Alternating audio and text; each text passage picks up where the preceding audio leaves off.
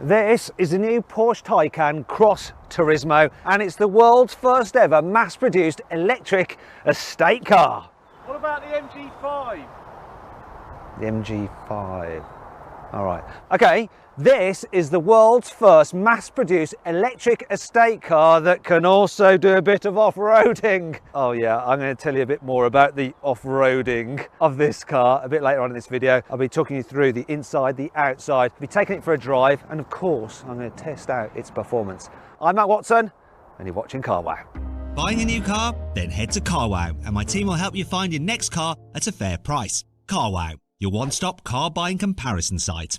Let's start this video by talking about the price. So the Porsche Taycan Cross Turismo starts from just over £79,000. That's for the entry-level 4 model. This is a turbo, and this costs from £117,000. And like for like, this estate version of the Taycan is about £1,000 more than the normal model. Still pretty expensive. So if you're after an electric car that's also an estate and you want to save some cash over this, then click on the pop-out banner up there to go check out the alternative electric estate car and the offer you can get on it through Carwow. You'll be amazed. I've sent you to that because we don't actually sell Porsches directly through Carwow, though you can lease them through Carwow. Now if you want to check that out or just check out reviews and deals on any other car, simply Google "Help Me Carwow" and me and my team will help you choose the right car for you and get it for a fair price from one of our trusted Carwow dealers. Right, let's talk about the car's design, because this is the biggest change over the normal Taycan, and it's this rear end here. It's a very sporting estate car. We're not talking Volvos from the 1970s, are we? I mean, look at how raked that rear screen is, and oh, look, it even has a windscreen wiper on it. And that's standard. Normally on Porsches, you have to pay extra for a rear windscreen wiper. You did on my old 996. Some other features on this car, lots of black plastic cladding to make it look off-roady. And this car is actually fitted with an extra off-road pack, which includes this element here, which actually looks more race car-y than off-roady, but more on that in a bit. Something that hasn't changed is the light bar. You still get the cool light bar at the rear with Porsche in it as well. Moving on the side, you get new alloy wheel designs on the Taycan Cross Turismo. Really nice designs. They start at 19 inches in diameter, rising to 20s as standard on the turbo, though these are the upgraded 21s. So here's some more of the off-roady cladding, and you've probably noticed as well, it sits slightly higher off the ground than the standard Taycan. It's 20 millimeters higher on average to the various settings of its air suspension. Now, when you have it in the very utmost setting, it's then 30 millimeters higher than the standard Taycan on its air suspension. Here's some more of these off-road pack upgrades that this car has. Like these spats here, this bit of trim here, and this spat here. Off-road design pack? I'm sure it's way more like a kind of racing track design pack, but anyway, let's carry on round. So this is standard though, look, the extra cladding over here, and once again, look, we got more fins here at the front as part of the off-road design pack. In case you're wondering, it's about £1,400 extra, and you can choose different colours for these inserts here. You can have it plain black, or this one is called Vesuvius Grey. You can see that the front bumper is different to the normal Taycans. The rest of the front though is the same, so you've got the cool light design, air vents there. Good looking car. What do you think though? Do you prefer the look of this estate version of the Taycan or the standard car? Let me know in the comments. Here on the inside, the Taycan Cross Turismo, in the front at least, is identical to the normal Taycan. So it's a very lovely place to sit. The material quality is excellent. Everything feels super solid. So much so that if you bash your arm off it, it can hurt. You've also got these amazing screens here. So let me talk about the digital driver's display. Very clear. You can cycle through different menus and show different displays. Really like the curved screen on that. It looks gorgeous. Then you've got the main infotainment screen here, which you operate as a touch screen like that. It's got voice commands as well, which are a little bit hit and miss. And you can control it as well using this bit here as a mouse pad. Now that is harder to do, especially when you're driving and you end up with a big dirty greasy mess on it as well from your greasy fingers. You have to control the climate control through there though. It's not so bad though because you're just stabbing away, but once again you are having to look down there to do it. Though of course you can try and use the voice commands and see if they'll understand what you're saying. Now this car has the upgraded optional extra screen for the passenger there. I actually wouldn't bother with one of those because you don't want your passenger messing around choosing songs because they might have a little bit of a dig at you. Look, Anyway, you don't want them changing things when you're driving. Speaking of driving, the driving position in this car is lovely, and there's lots of adjustment in the steering wheel, in, out, down and up, and in the seats. So these are the 18-way adjustable sport seats. If you want to, you can have 14-way adjustable comfort seats instead. I go with the sport seats, they just hold you a little bit better. In terms of other areas of practicality, look, Huge cup holders there, clearly aimed at the American market for people who like to go for a big drive-through for one of those big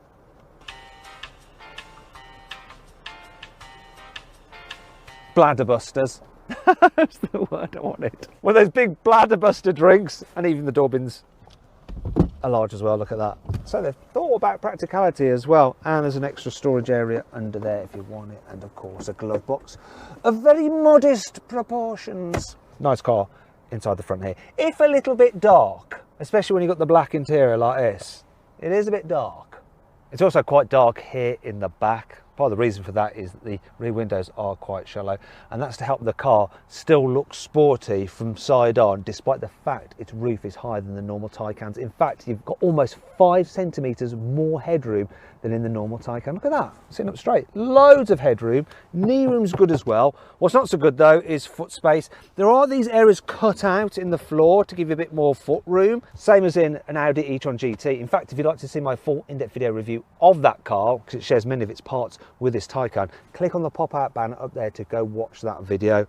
Anyway, my issue with this is that because these seats are quite low in the front, and people who are driving this car are probably going to want to sit low for that sporty feel, you can't really stretch out, so you can just get a bit achy in the old ankles on longer journeys. This particular car is fitted with the 2+1 rear seat arrangement. Normally the car has just 2 individual rear chairs, but this one has an extra little space there if you need to carry somebody, but only very occasionally, because it's quite a narrow seat and you've got to obviously straddle this big centre console here.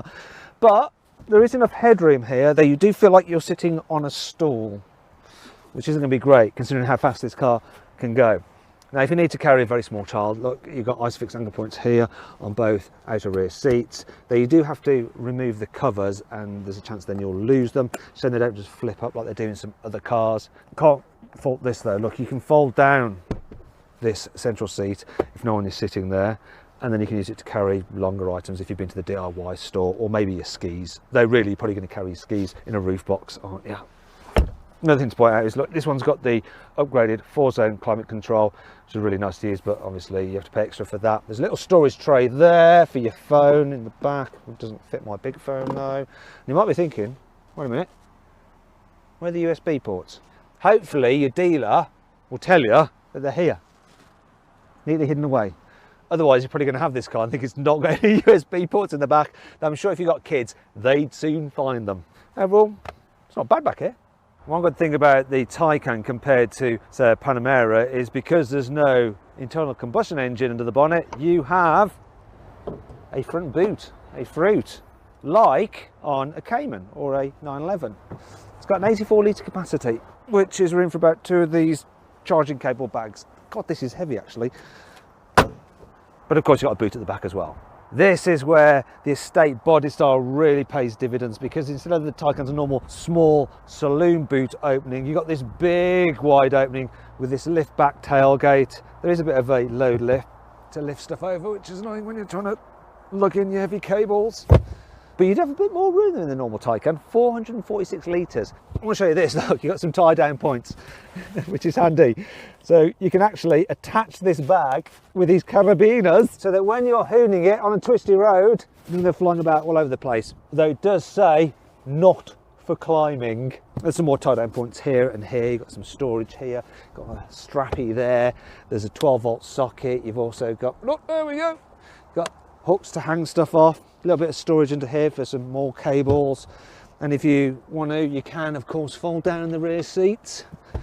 It's a bit annoying having to lean all the way in like this to carry longer items. Look, see, one word of warning though, if you get a car with an upgraded sound system with a big subwoofer, it goes in the boot, somewhere underneath the boot floor, and that reduces your boot capacity by about 40 litres. And that brings you on to 5 annoying things about the Porsche Taycan Cross Turismo.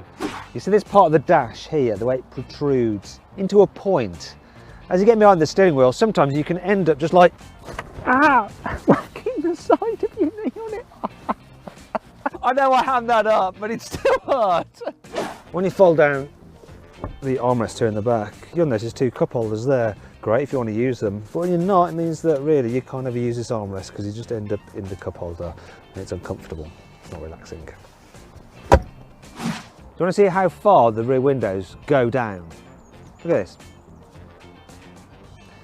That's not much more than halfway. Estate cars usually have quite useful retractable tonneau covers, whereas this has a very posh feeling but slightly more awkward, solid parcel shelf. Look, and it comes in 2 pieces like that.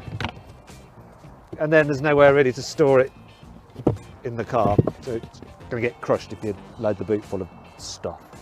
I'm driving along in my Porsche Taycan Cross Turismo and I'm coming to a toll booth. Okay, I need to pay them. Right, I'll just get my wallet, don't worry, it's in here. Bear with me. It's in. Oh. I have to reach around.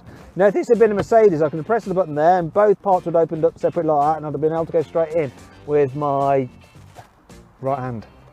Not in this. Anyway, better pay them and give them a huge tip, seeing as I've taken up far too much of their time. Go on, here you are. Have all my monies. Have it all. Have it all. Thankfully, this car has plenty of cool features to help make up for all this. Here's 5. To highlight this car's go anywhere capability, the Sport Chrono Pack includes a compass. Tells you which direction you're heading. So, I'm heading through now south. And I'm going to go east. Look, I'm now going east. I definitely won't get lost now that I've spent over £700 on that optional upgrade. The leather seats have this little logo on them. It says Olia, and that means that the leather on these seats has been made with a tanning process which utilises olive leaves, and therefore it's more sustainable. Unless, of course, you're the cow that has donated the leather, then not so sustainable for you, I'm afraid. If you're the kind of person that likes to go mountain biking, you can get a specific bike rack for this car from Porsche. Obviously they'll charge you quite a lot for it, which means that when you fit it, you can still open the boot with the bikes attached to the car. It's clever. The surround view cameras you can get with this car are really good, high definition, and you can swipe around the car like that. And like you can see the cars we bought with us today. There's my GL Yaris. One slight complaint though is that they haven't managed to match the colour of the car on there to the paint scheme of this particular car. Oh well, I'm going to forgive them because look at this. I have night view assist. I'll just select that and it says night vision is not to replace your attentiveness. Does that mean that I can't show my girlfriend this instead of buying her a gift for our anniversary? It's cool. It's my Yaris again. This Cross Turismo version of the Taycan gets a special gravel mode. Press that button and it sets up all the systems for driving on loose surfaces. So that includes the torque vectoring, the power delivery, the response of the steering wheel, everything, and of course the ride height. Speaking of which, this car can actually learn as you're driving along whenever you go over like a speed hump or a raised curb, and it'll automatically raise up the air suspension so you don't bottom out. Right, let's talk about batteries and charging. First of all, check out the way you open the charging ports. This is for the AC socket. There's another one on the other side for DC.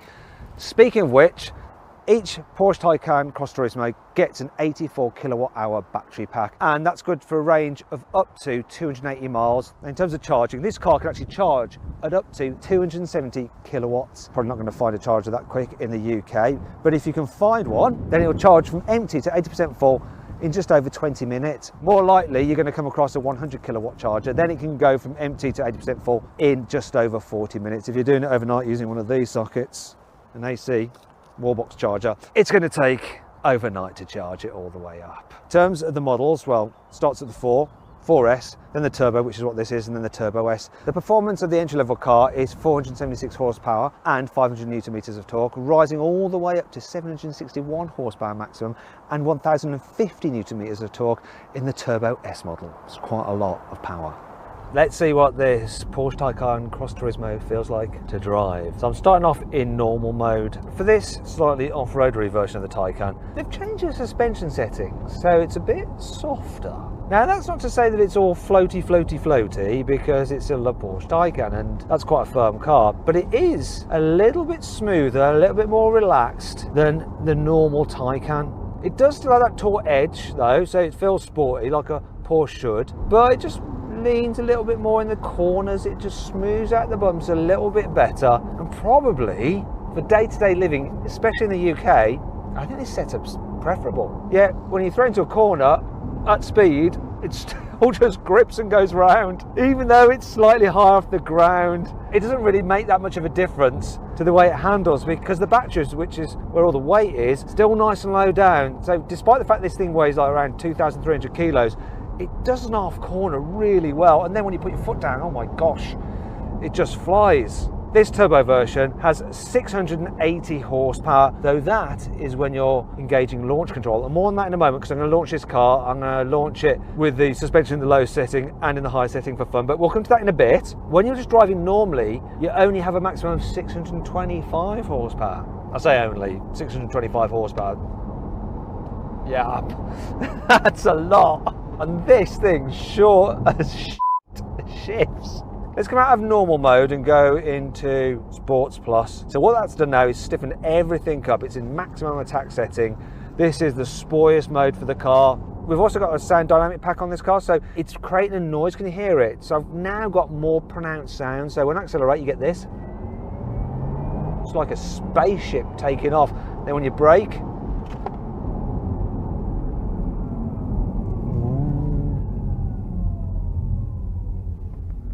it's a bit like your washing machine just coming off spin cycle and winding down. God, the acceleration is nuts. And the best thing about this car compared to the normal Taycan is that you can take it for some moderate off-roading if you wish. And Porsche's done quite a bit of B-roll of this car skidding around on gravel and stuff, so I'm going to show you a little clip of that now because I don't have any gravel that I could do. Well, there's some gravel there. So I go into gravel mode. I'm going to go into gravel mode. Lifting up the suspension. Hopefully I won't get stuck. I'm bogging down actually, but oh, yeah, enough of gravel mode. That's gravel designed for like trapping cars when they spin off the track. It didn't trap me, thank God. Oh, let's go again. Oh, let's get out of gravel mode. Let's go to sports mode. So when I put it into gravel mode, obviously it raises suspension. Now it's lowering it back down again, so I'm back in sports plus. Another thing this car has, because it's the turbo, you get torque vectoring across the rear axle, so it can send more power to the rear wheel with the most grip. It's also got tungsten carbide coated brakes, which are like a halfway house between normal iron brakes and carbon ceramic, so they resist fade better than just normal iron brakes. Huge brakes as well, 410mm disc at the front, gripped by 6 piston calipers. At the back it's 385mm disc gripped by 4 piston calipers. If you go for the Turbo S, you get carbon ceramics as standard. Anyway, let's check the braking out. Whoa, that braking's really strong. Obviously when you're braking as well, if you do it a bit more smoothly, then you're using regen. You're recouping energy and putting it back in the battery to help maximise your range. Anyway, it's time to check out the acceleration. Okay, let's launch this car. According to Porsche, this Taycan Cross Turismo Turbo should do 0 to 60 in 3.1 seconds, which interestingly is 0.1 of a second slower than the normal Taycan, even though it's only about like 15 kilos heavier. Maybe that's to do with the raised ride height just affecting drag or something. But anyway, let's launch. I've got my specialist timing gear up here. Let's do it. Launch control activated. That's brutal. Oh, I love the gear change. It's got a 2-speed transmission, and 0 to 60 in 2.81. What's the quarter mile? 10.86. That is quick. Now let's try it again, but this time with the suspension raised to see if drag really does affect the acceleration. Okay, so I'm leaving the car in Sport Plus, but I'm going to change the chassis height now to lift. It's lifting. Bear with me. Okay, reset my specialist timing gear. Hopefully it'll let me do launch control. We'll find out now. Launch control activated. Let's go. It feels just as quick. It's quicker than 62.8. There goes my theory. What's a quarter mile though? 10.88 over the quarter mile. So even though I got more traction away from the line and reduced my 0 to 60 time by 0.1 of a second, my quarter mile time went up by 0.2 of a second. So yeah, we did a little bit of science there, that drag caused by increased ride height reduces your performance ever so slightly. Actually, if you're more about the race ride height because you want a performance electric car that can do some decent off-roading because it's high off the ground, you might want to look at something like an Audi e-tron S. I've done a full in-depth video review of that car. If you click on that pop-out banner up there, you can go watch that video. It's not quite as quick as this, but it's more off-roady.